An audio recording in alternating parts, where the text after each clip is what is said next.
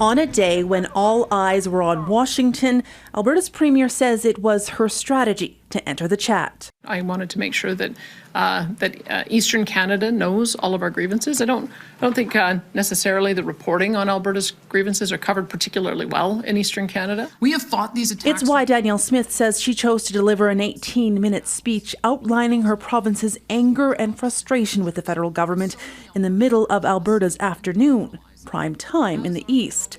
But the fact that it was a day before the Prime Minister's visit to the White House? I made the decision to have the speech a week after the election. I think that Prime Minister Carney has his work cut out for him. It doesn't strengthen Canada's position. Of course, people in the United States, the strategists there are going to be looking for any sort of chinks in the armor, and this is something that they might want to try to exploit or take advantage of. Ontario's Premier seems to agree, appearing to take a shot at Smith in a speech Tuesday morning for opening the door to a provincial referendum about whether or not Alberta should separate from Canada. We need to stay united.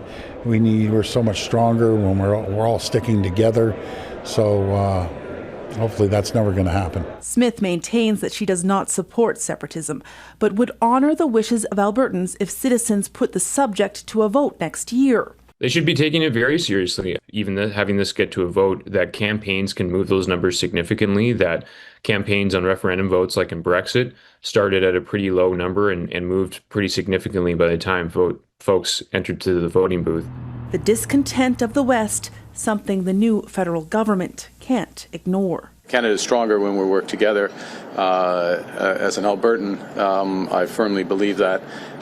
You can always ask a question, but I know what I would respond. Heather, Yourex-West, Global News, Calgary.